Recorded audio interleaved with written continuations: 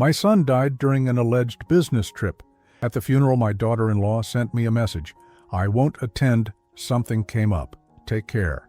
2 hours later, the family gardener posted a photo on a plane. My daughter-in-law was tagged in the post. The next day, the truth left me pale. Subscribe to the channel for more stories like this and comment the city you're watching from. My name is Austin, and I'm 65 years old. 3 days ago, I buried my only son, Marcus. Today, I discovered that everything I thought I knew about his death was a lie. The funeral home smelled of lilies and disinfectant, that sterile scent that follows death everywhere it goes. I stood beside Marcus's casket, my hands shaking as I adjusted his tie one last time. He looked peaceful, younger somehow, like the boy who used to fall asleep in my lap, watching baseball games. The heart attack had taken him at 38, sudden and merciless. People kept coming up to me, offering condolences, sharing memories, but there was one person noticeably absent, Sarah, his wife of 8 years. "Where's Sarah?" my neighbor Helen asked, scanning the crowded room. "I haven't seen her all morning." I pulled out my phone and checked for messages. Nothing. I tried calling her, but it went straight to voicemail. The last time we'd spoken was 2 days ago when she'd seemed distant, distracted. She'd mentioned something about tying up loose ends from Marcus's business trip, but I hadn't thought much of it then. Around 11:30, my phone buzzed with a text message from Sarah. "Austin, I'm so sorry, but I won't be able to make it to the service. Had an unexpected situation come up that I need to handle immediately. Please understand. Take care of yourself." I stared at the message, reading it 3 times. An unexpected situation? Her husband was being buried today. What could possibly be more important than saying goodbye to Marcus? I showed the message to Helen, who frowned deeply. "That doesn't sound right, Austin. What kind of situation could keep a wife from her husband's funeral?" I didn't know what to say. Sarah had always been somewhat aloof with my side of the family, but this felt different, cold even. I tried calling her again, but once more it went to voicemail. The service continued without her.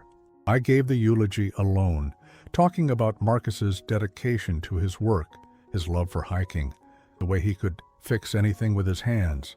But the whole time, I kept glancing toward the back of the room, hoping Sarah would walk through those doors. She never did.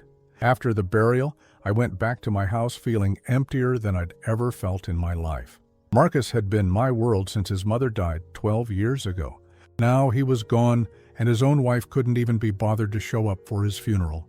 I was sitting in my kitchen, still in my black suit, when my phone buzzed again. This time, it wasn't a text message. It was a notification from Instagram.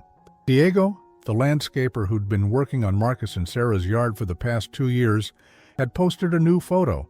I don't usually pay attention to social media, but something made me click on it. The photo showed the inside of an airplane, with Diego grinning at the camera, wearing a Hawaiian shirt and holding what looked like a cocktail. The caption read, "Finally taking that vacation. Thanks to my generous employers for the surprise trip." But what made my blood run cold was the tag at the bottom of the photo. Sarah was tagged in the location. En route to Maui. I stared at the screen, my hands beginning to tremble again. Sarah was on a plane to Hawaii while I was burying our son with our landscaper. I tried to make sense of it. Maybe she'd needed to get away, to grieve privately.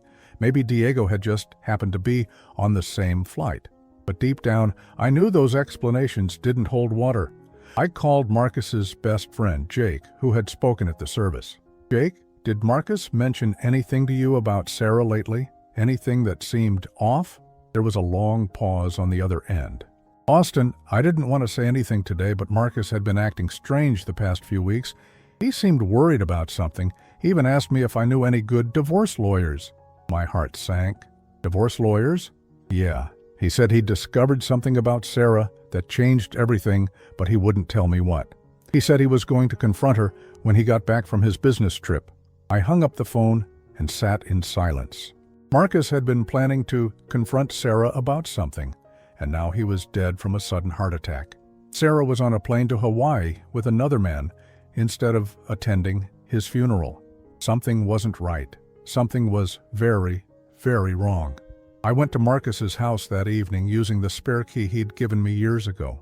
The place felt hollow, untouched. Sarah had supposedly been there just yesterday, gathering things for the funeral, but it looked like she'd barely been home at all. I walked through their bedroom, looking for any sign of what Marcus might have discovered. In his dresser drawer, beneath some old business cards, I found a small notebook. Most of the pages were blank, but there were a few entries in Marcus's handwriting from the past month. March 15th, checked the accounts again, still doesn't add up. March 20th, found the receipts, she's been lying about where the money goes. March 24th, called the bank. They confirmed my suspicions. My hands were shaking as I read the last entry, dated just 4 days before his death. I have to end this. I can't let her destroy everything Dad worked for, too. Everything Dad worked for? What did that mean? I heard a car door slam outside and quickly put the notebook back. Through the window, I saw Sarah's sister Emily walking up the driveway. I met her at the front door.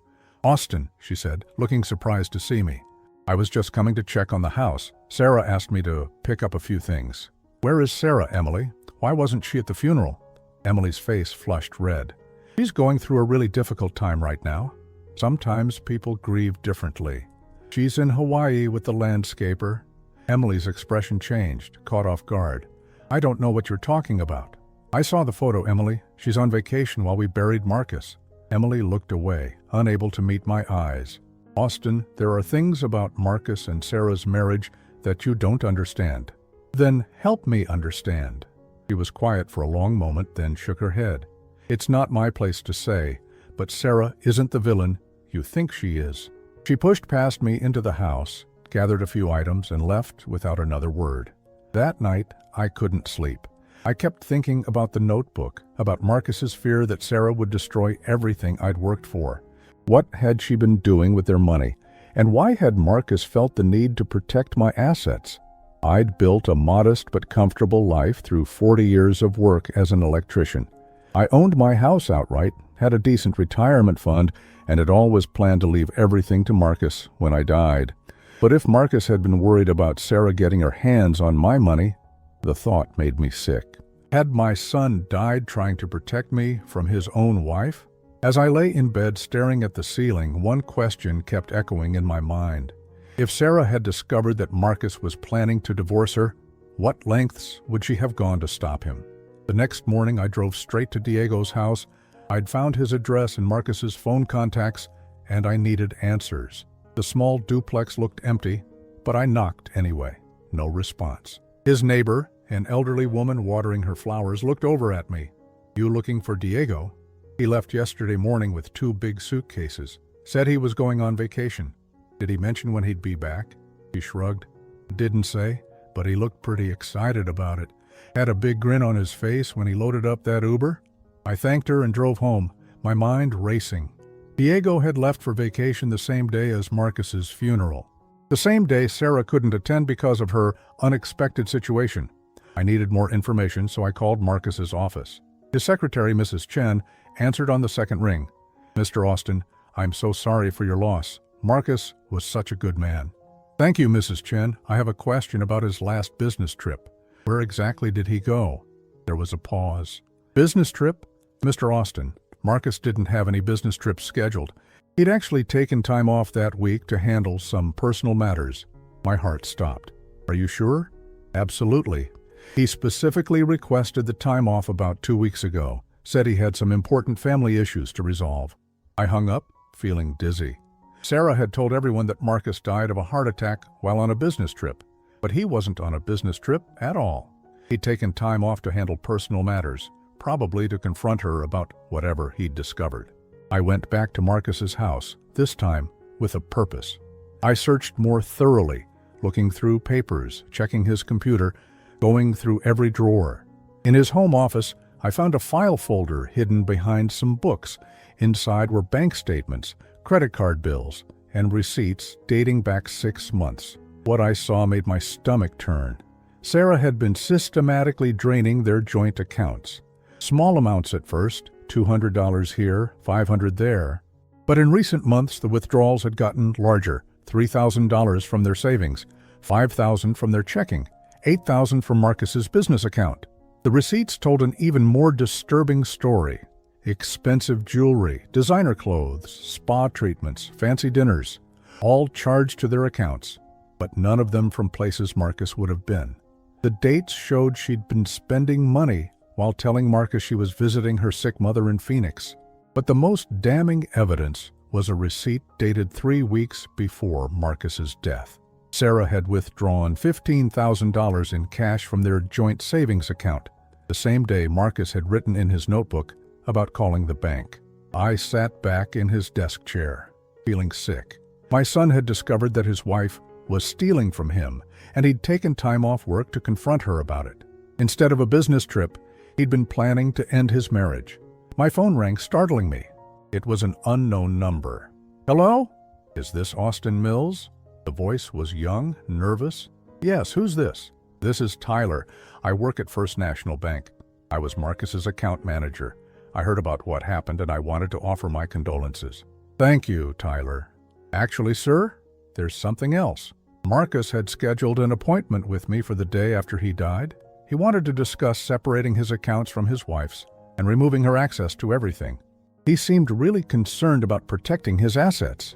The pieces were falling into place, and I didn't like the picture they were forming. Tyler, did Marcus mention why he wanted to separate the accounts? He said he'd discovered some unauthorized transactions and was worried about further financial damage. He also asked about setting up a trust to protect your inheritance, sir. He was very concerned that Mrs. Mills might try to claim part of your estate if something happened to him. But after I hung up, I sat in Marcus's office for a long time, staring at the evidence spread across his desk. My son had discovered that Sarah was stealing from him. He'd tried to protect both his assets and mine, and he died before he could complete the process. The official cause of death was a heart attack, but Marcus was young, healthy, and had no history of heart problems. The timing was too convenient. My phone buzzed with another Instagram notification. This time it was a photo of Sarah and Diego at what looked like a beachside restaurant, both of them laughing and raising tropical drinks. Sarah was wearing a new dress I'd never seen before, probably bought with Marcus's money. The caption read, "Sometimes you have to grab happiness when life gives you a second chance. New beginnings." She was calling her husband's death a new beginning. I screenshot the photo and saved it to my phone. Then I called the police.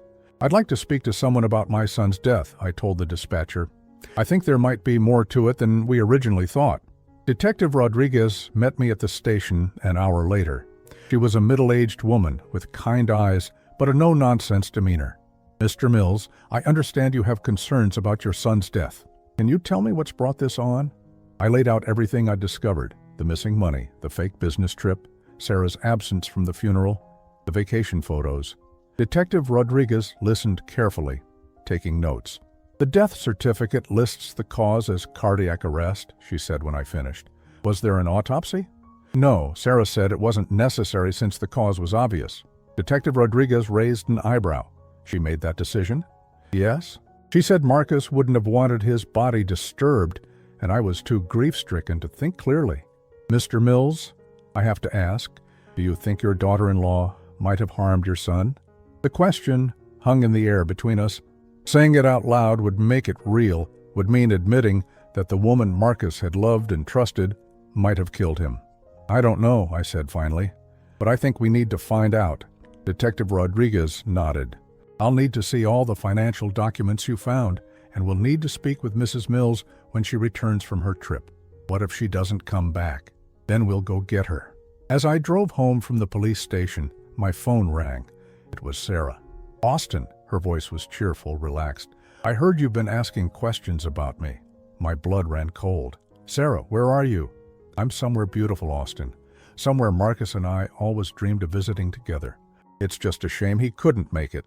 The casual cruelty in her voice made me grip the steering wheel tighter.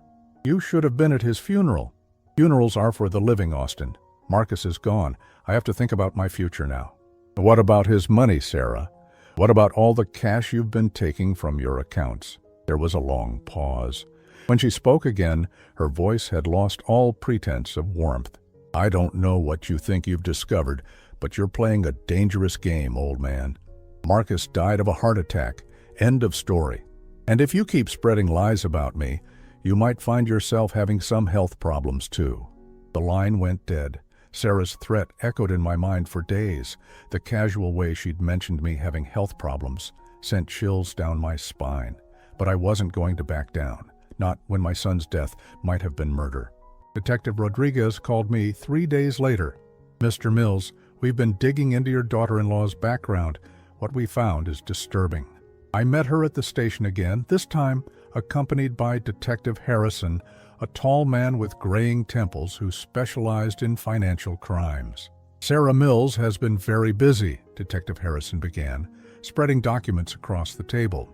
"In the past 18 months, she's drained approximately $67,000 from various accounts she shared with your son." The number hit me like a physical blow, $67,000. "But that's not the worst part," Detective Rodriguez continued. "We've discovered that Sarah has been using multiple credit cards in Marcus's name, cards he never applied for. She showed me credit applications with Marcus's forged signature.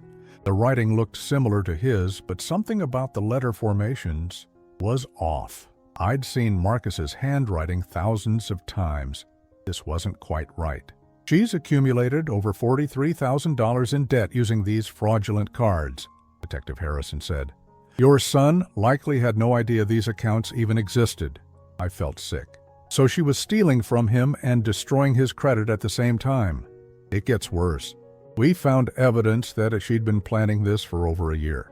She opened a separate bank account in Nevada 6 months ago and has been transferring money there regularly. The account currently has $89,000 in it." The room spun around me. Marcus had been working 2 jobs to save money for the house they'd been planning to buy. He'd been skipping lunches, driving an old car, wearing the same clothes for years. Meanwhile, his wife had been systematically robbing him blind. "There's something else," Detective Rodriguez said gently. "We've been tracking Sarah's movements through her credit card usage. The day Marcus died, she wasn't at home like she claimed. She was at a hotel 30 miles away with Diego Hernandez, the landscaper. Yes, they checked in 2 days before Marcus's death and didn't check out until the day after his funeral. The hotel staff remembers them because they seemed to be celebrating something." My hands clenched into fists. While I was planning my son's funeral, Sarah was in a hotel room with another man celebrating. "But here's what really concerns us," Detective Harrison continued. "We found evidence that Sarah had been researching heart medications online.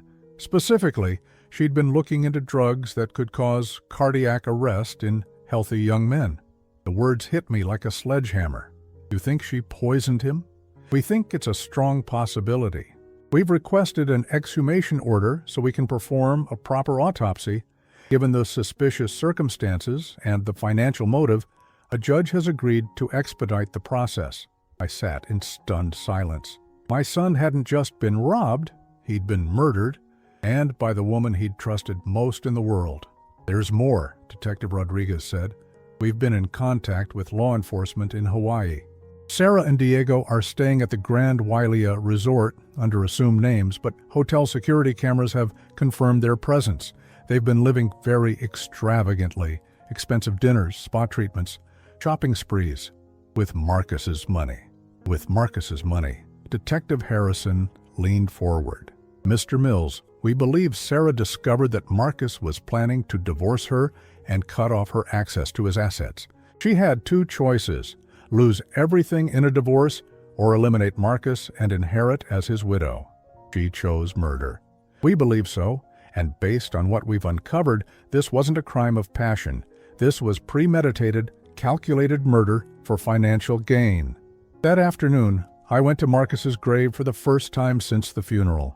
I stood there looking at the fresh headstone, feeling a rage so deep it frightened me. "I'm sorry, son," I whispered. "I should have seen what she was doing to you. I should have protected you." The wind rustled through the trees, and for a moment I could almost hear Marcus's voice telling me it wasn't my fault. But it felt like my fault. I was his father. I should have known. My phone rang. It was my lawyer, Robert Kim, who'd handled my will and estate planning for years. "Austin, you need to come to my office immediately. Something's happened." I drove straight there, my mind racing with possibilities. Robert's face was grim when I arrived. "Austin, Sarah came to see me 2 weeks ago. She wanted to discuss Marcus's inheritance and your estate planning." "What did you tell her?" "Nothing specific, of course, but she was asking very detailed questions about how inheritance laws work when there are no children involved. She wanted to know if a spouse would inherit everything if something happened to both you and Marcus." My blood turned to ice. "Both of us?" She was very interested in the mechanics of inherited wealth. Specifically, she wanted to know what would happen to your assets if Marcus predeceased you, but she was still considered your next of kin through marriage. I sank into the chair across from his desk. She was planning to kill me too. I can't prove that, but her questions were very concerning in hindsight. She also asked about life insurance policies and whether beneficiaries could collect immediately upon death or if there were waiting periods. The full scope of Sarah's plan was becoming clear. She hadn't just murdered Marcus for his money. She'd been planning to murder me too. As Marcus's widow, she would have inherited his assets. And if something then happened to me, she would have been considered my closest family member through marriage. "Robert, I need to change my will immediately. Sarah cannot inherit anything from me." "I've already prepared new documents," he said, pulling out a thick folder. "Given the circumstances, I think it's wise to remove her completely and designate alternative beneficiaries." As we went through the paperwork, my phone buzzed with a text message from an unknown number. "Stop digging, old man. Some graves are better left undisturbed." I showed the message to Robert, whose face went pale. "Austin, I think you need police protection." I called Detective Rodriguez immediately. "She's threatening me again. We're working on extradition papers to bring her back from Hawaii. In the meantime, I'm arranging for patrol cars to drive by your house regularly. Don't go anywhere alone, and keep your doors locked." That night, I barely slept. Every sound made me jump. The wind in the trees, the house settling, cars passing on the street. I kept thinking about Marcus's final days, imagining how he must have felt when he discovered Sarah's betrayal.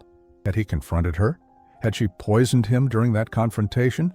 The next morning brought news that changed everything. Detective Rodriguez called at 7 a.m. "Austin, we have the preliminary autopsy results." My heart pounded. "What did you find?" Marcus was poisoned. Specifically, he was given a massive dose of digitalis, a heart medication that's deadly in large quantities. In a healthy person, it causes immediate cardiac arrest. I gripped the phone so hard my knuckles went white. So it was murder. It was definitely murder. The levels in his system were 15 times higher than any therapeutic dose. Someone deliberately gave him a lethal amount. "Sarah, we're issuing an arrest warrant immediately. The Hawaiian authorities will pick her up today." I hung up and sat in my kitchen, staring at the wall. My son had been murdered, poisoned by his own wife while she celebrated with her lover in a hotel room. But there was something else bothering me, something Detective Rodriguez had said that didn't quite fit. If Sarah had given Marcus a massive dose of digitalis, where had she gotten it, and how had she administered it without him knowing? The answer came to me slowly, horribly. Marcus had been taking vitamins every morning for the past year. Sarah had insisted on it, saying she wanted him to stay healthy. She'd been the one buying them, preparing his daily dose. She'd been poisoning him slowly, building up to the final lethal dose. My son hadn't just been murdered. He'd been tortured, slowly weakened over months before the killing blow.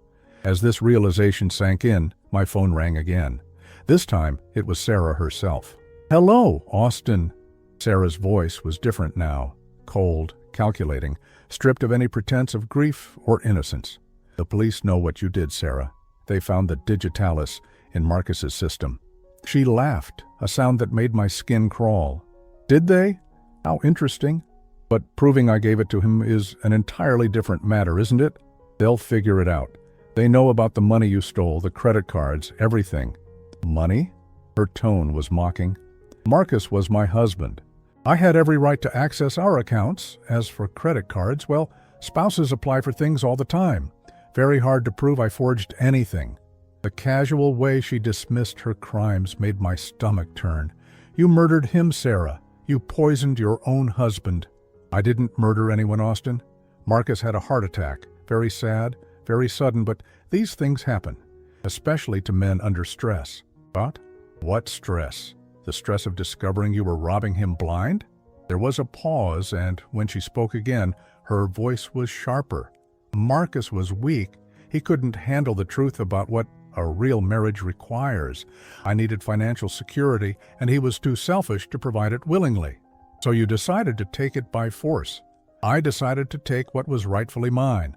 Do you have any idea what it's like being married to a man who counts every penny, who questions every purchase, who makes you feel guilty for wanting nice things? I could hardly believe what I was hearing. She was actually justifying murder because Marcus had been careful with money. He loved you, Sarah. He worked 2 jobs to provide for you. He loved his precious savings account more than he loved me. Do you know he actually suggested I get a job when I mentioned wanting to redecorate the living room? A job! Like I was some common working woman. The entitlement in her voice was staggering. Marcus had worked himself to exhaustion while she sat at home spending his money, and she felt wronged because he'd suggested she contribute. You killed him for money. I liberated myself from a suffocating marriage. Marcus was never going to give me the life I deserved. So I took control of my own destiny. And Diego? How does he fit into your destiny? Another laugh, this one more genuine. Diego understands what I need. He appreciates me, and he's much more accommodating when it comes to how money should be spent. You mean he's willing to help you spend Marcus's money? I mean, he knows how to treat a woman properly, something your son never learned. The callousness was breathtaking. She spoke about Marcus like he was nothing more than an inconvenience she'd disposed of. The police will extradite you, Sarah. You can't run forever. Extradite me for what? Having a vacation after my husband's tragic death? Using money from accounts I had legal access to? You're going to have to do better than that. He was right, and we both knew it. Without proof that she'd administered the digitalis, the case against her would be largely circumstantial. Yes, she'd stolen money, but that was a separate crime from murder. We'll find the proof, I said. Good luck with that. But Austin, let me give you some advice. Drop this crusade of yours. Accept that Marcus is gone and move on with your life, because if you keep causing problems for me, you might find yourself joining him. Are you threatening me? I'm giving you helpful guidance. Heart attacks run in families, don't they? And men your age are so vulnerable to stress. It would be terrible if grief over your son's death led to your own health problems. The line went dead. I sat there shaking, not from fear, but from rage. This woman had murdered my son and was now threatening to do the same to me. She thought she was untouchable, protected by the legal technicalities that made murder so hard to prove, but she'd made one mistake. She'd underestimated me. I called Detective Rodriguez and told her about the conversation. She's not even trying to hide it anymore. She essentially admitted to killing Marcus. Unfortunately, what she said in that phone call wouldn't be admissible in court. She was careful not to actually confess to anything specific. So she gets away with it? Not if I can help it. We're still building the case. The autopsy results are solid evidence of murder, and we're working on connecting Sarah to the source of the digitalis. 2 days later, Detective Rodriguez called with an update. We found something. A month before Marcus's death, Sarah purchased a large quantity of foxglove seeds online. Foxglove is the natural source of digitalis. She grew her own poison. Looks like it. We found receipts for gardening supplies, including a small greenhouse she had installed behind your son's house. The seller remembers her because she asked very specific questions about processing foxglove for medicinal purposes. This was the break we needed. Physical evidence connecting Sarah to the murder weapon. We've also traced the vitamins Marcus was taking. Sarah ordered them from a specialty company that sells empty capsules you can fill yourself. She was definitely adding something to his daily supplements. How long was she poisoning him? Based on the purchasing records, probably about 3 months. Small doses initially, then increasing amounts as she built up to the final lethal dose. The image of my son slowly being poisoned day by day, trusting his wife to take care of his health while she methodically destroyed it, made me sick with rage. When will you arrest her? Hawaiian authorities picked her up an hour ago. She's being held pending extradition. We should have her back here within the week. That evening, I finally felt like I could breathe again. Sarah would face justice for what she'd done to Marcus. But my relief was short-lived. My phone rang at midnight. It was Detective Rodriguez, and she sounded shaken. "Austin, there's been a development. Sarah made bail." "What? How is that possible?" "Someone posted $500,000 bail for her. We don't know who yet, but she was released an hour ago." My blood turned to ice. "Where is she now?" "We don't know. She was supposed to surrender her passport and check in with local authorities, but she missed her first check-in. We think she's fled. I locked every door and window in my house, but I knew it wouldn't matter. If Sarah was desperate enough to run, she was desperate enough to do anything. And I was the only person who could connect all the pieces of her crime." The next morning, I found my car's brake lines had been cut. Detective Rodriguez arrived within minutes of my call, along with a team of crime scene investigators. They photographed everything, took samples, dusted for fingerprints. This was professional work, one of the investigators told Detective Rodriguez. Clean cuts, designed to cause brake failure at high speed. Someone wanted this to look like an accident. "Sarah couldn't have done this herself," I said. "She doesn't know anything about cars." "No, but Diego Hernandez worked as a mechanic before he became a landscaper. And guess what? He never returned to Hawaii. He disappeared the same day Sarah was arrested.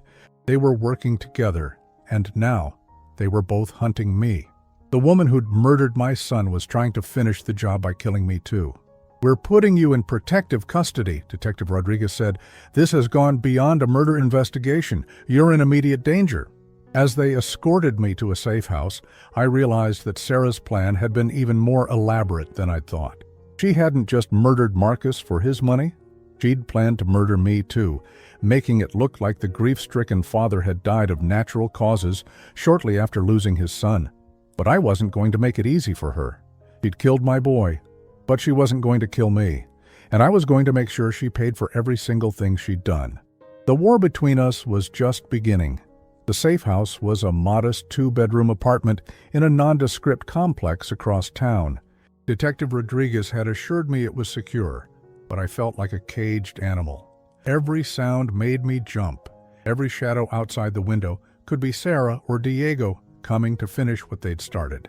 On my third day there, Detective Rodriguez brought unexpected news. "We found Diego," she said, settling into the chair across from me.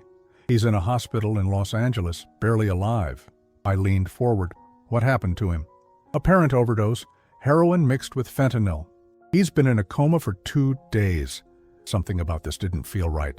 Diego doesn't strike me as a drug user." "He's not.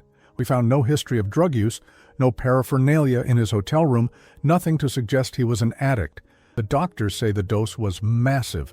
Definitely not something a first-time user would survive by accident." The implication hit me immediately.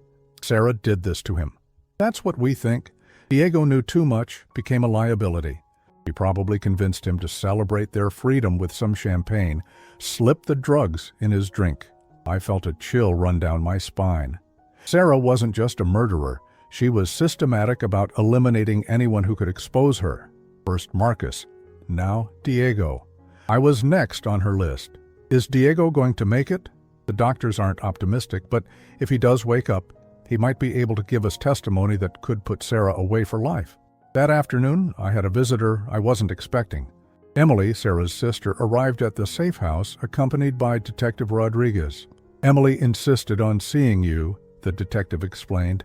"She says she has information about Sarah that might help." Emily looked terrible. Dark circles under her eyes, hands shaking as she sat down. She'd lost weight since I'd seen her at Marcus's house, and her usual composure was completely gone. "Austin, I need to tell you something about my sister," she began, her voice barely above a whisper. "Something I should have told you years ago." I waited, sensing this was going to be significant. "Sarah has done this before." The words hung in the air like a death sentence. Detective Rodriguez leaned forward, pen poised over her notebook. "What do you mean, Emily?" I asked. "Before Marcus, Sarah was married to another man, Richard Coleman. He died of a heart attack when he was 34. My blood turned to ice. "She killed her first husband too?" Emily nodded, tears streaming down her face.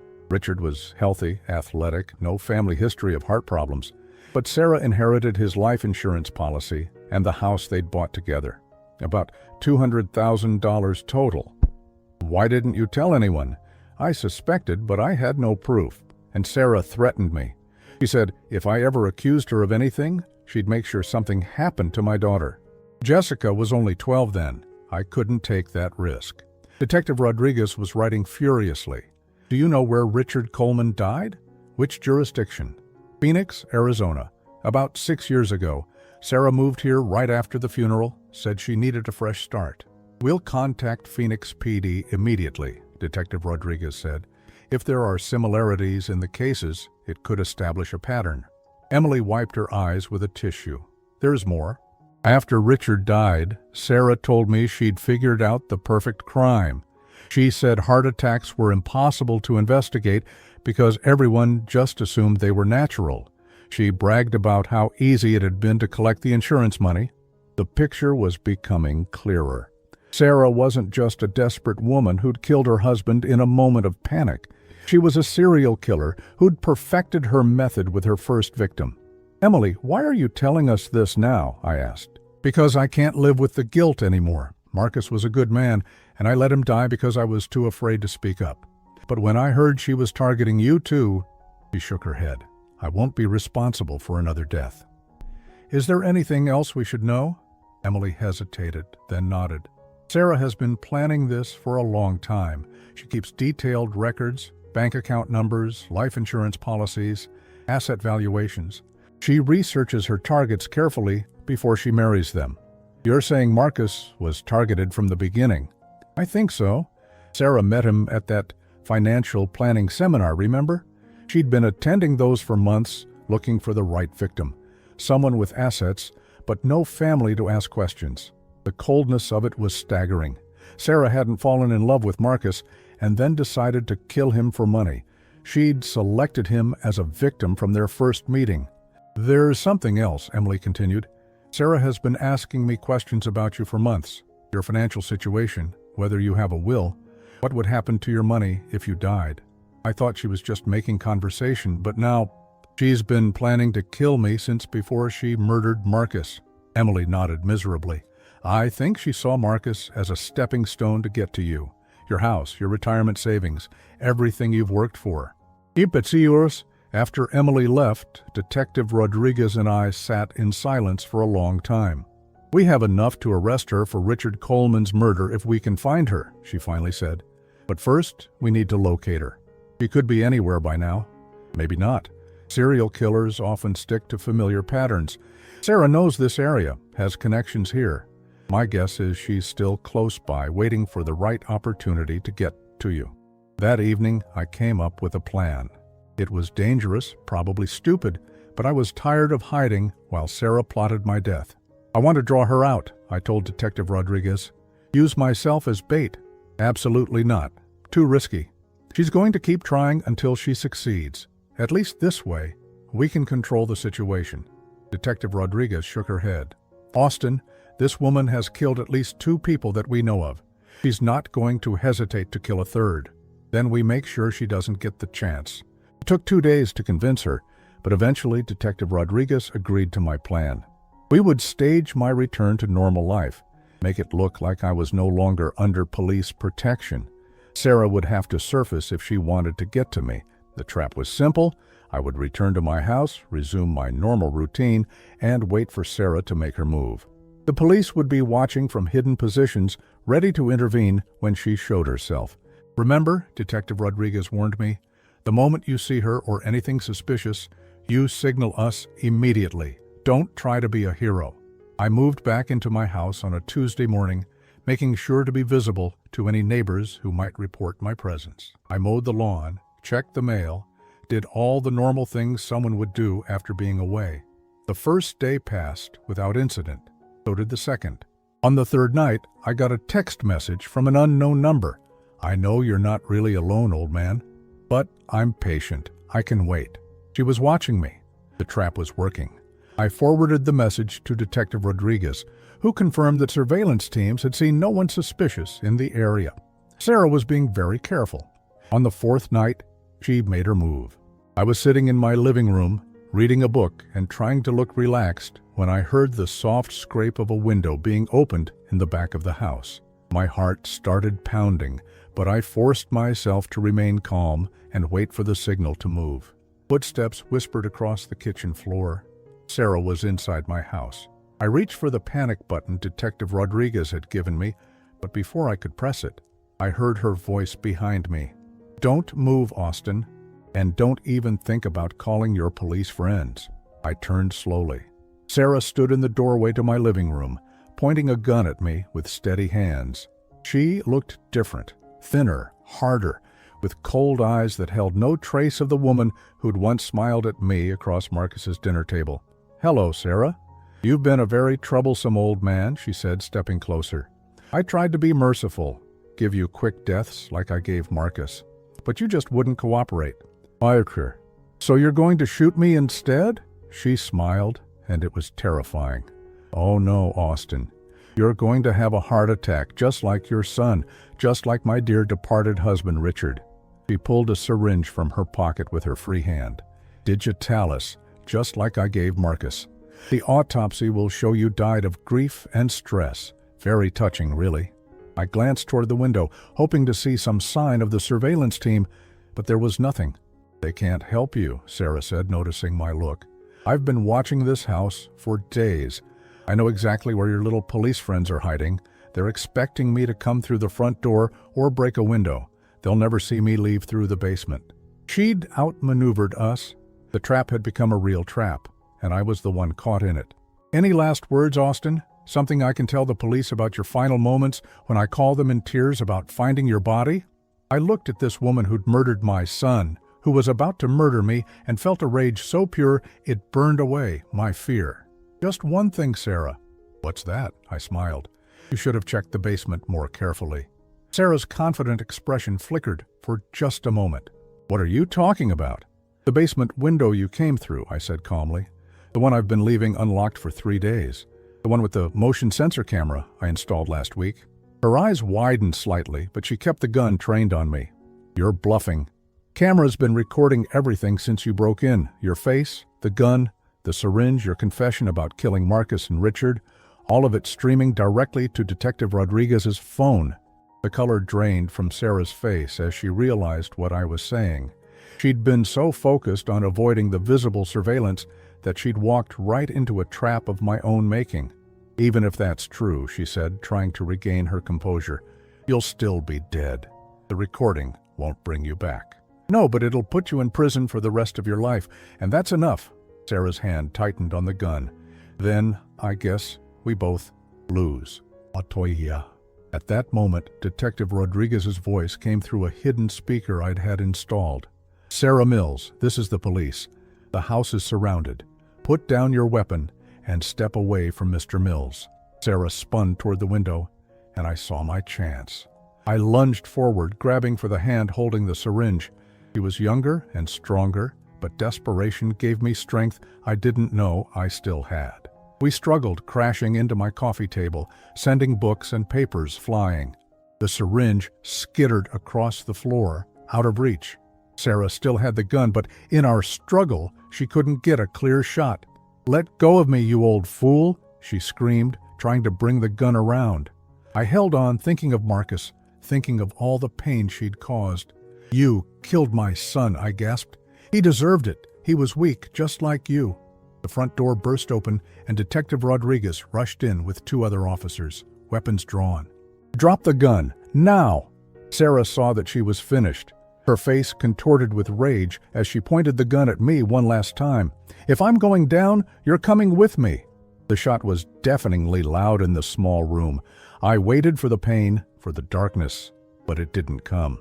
Sarah's expression changed to one of shock, then confusion. She looked down at the spreading red stain on her shirt, then at me, then at the gun in her hand that she hadn't fired. Behind her, Detective Rodriguez was lowering her smoking weapon. "I said drop it!" Sarah crumpled to the floor, the gun clattering away. Detective Rodriguez immediately called for an ambulance while the other officers secured the scene. I sat heavily in my armchair, my hands shaking uncontrollably. It was over. Finally, it was over. Sarah survived the gunshot, though she'd never fully recover. The bullet had damaged her spine, leaving her partially paralyzed. More importantly, the hidden camera had captured everything. Her confession to murdering Marcus and Richard, her attempt to kill me, all of it. The trial was swift. With the video evidence and Emily's testimony about Richard Coleman's suspicious death, Sarah was convicted of 2 counts of first-degree murder and 1 count of attempted murder. She was sentenced to life in prison without the possibility of parole. Diego woke up from his coma 2 weeks after Sarah's arrest. His testimony confirmed what we'd suspected. Sarah had drugged him when he became nervous about their situation. He'd started asking too many questions about what would happen if the police caught them, and Sarah had decided he was a liability. Diego received a reduced sentence in exchange for his cooperation, 5 years for accessory to fraud. He'd been a fool, but not a killer. The hardest part was going through Marcus's belongings. Sarah had left his personal items untouched, probably planning to sell them later. I found photo albums from his childhood, awards from school, the watch I'd given him for his 18th birthday. In his desk drawer, I discovered something that broke my heart all over again, a Father's Day card he'd bought but never had the chance to give me. Inside he'd written, "Dad, I know I don't say it enough, but thank you for always being there for me. I hope someday I can be half the man you are." I sat in his empty house and cried for hours. But there was also something healing about finally knowing the truth. Marcus hadn't died because of stress or overwork or genetics. He died because he discovered his wife was stealing from him and had tried to protect both of us from her. He died as the good, brave man I'd raised him to be. 6 months after the trial, I made a decision that surprised everyone, including myself. I sold my house and Marcus's house, liquidated most of my assets, and established a foundation in Marcus's name. The Marcus Mills Foundation provides financial assistance and legal support to families who've lost loved ones under suspicious circumstances but lack the resources to pursue justice. We help pay for private investigators, expert witnesses, legal fees, all the things that can make the difference between a case being solved and a murderer going free. Emily was the first person I hired. Her guilt over not speaking up about Richard Coleman had been eating her alive, and she threw herself into the work with the passion of someone seeking redemption. She turned out to have a gift for identifying patterns in suspicious deaths, connecting dots that others missed. Detective Rodriguez retired from the force and joined us as our chief investigator. "I spent 30 years putting away criminals after they'd already hurt people," she told me. "I'd rather spend my remaining years preventing them from hurting anyone else." We've helped solve 12 suspicious deaths in the past 3 years. 12 families who might never have gotten justice. 12 killers who thought they were smart enough to get away with murder. The work doesn't bring Marcus back. Nothing can do that. But it gives meaning to his death, turns his tragedy into something that helps others. I think he would approve. I still visit his grave every Sunday, still talk to him about what we're doing with the foundation. Sometimes I imagine I can hear him encouraging me to keep going, to help one more family, solve one more case. Sarah writes to me sometimes from prison, rambling letters full of self-pity and blame, claiming she was the real victim, that Marcus had driven her to desperation with his controlling behavior. I read the first few, then started throwing them away unopened. She still doesn't understand what she did wrong, still sees herself as justified. That's fine. She can spend the rest of her life in a 6x8 cell, believing whatever helps her sleep at night. The important thing is that she can never hurt anyone else. Last month, we received a call from a woman in Oregon whose husband had died suddenly of a heart attack. The circumstances sounded familiar. A young, healthy man, a wife who'd been acting strangely before his death, financial irregularities that didn't add up. Emily and I flew out to meet with her. As we sat in her living room, looking at bank statements and insurance policies that told a story I'd seen before, I felt that familiar surge of purpose. "We're going to help you find the truth," I told her, "whatever it takes." She started crying, not just from grief, but from relief. Someone finally believed her suspicions. Someone was going to fight for her husband the way I'd fought for Marcus. This is my life now. Not the retirement I'd planned, not the golden years I'd imagined spending with my son and maybe someday grandchildren. But it's a good life, a meaningful life. Marcus died trying to protect me from his wife's greed. Now I spend my days protecting others from people like her. It's not the legacy either of us would have chosen, but it's the one we ended up with. And in a strange way, it feels like Marcus and I are still working together, still taking care of each other, just like we always did. That's enough. That has to be enough.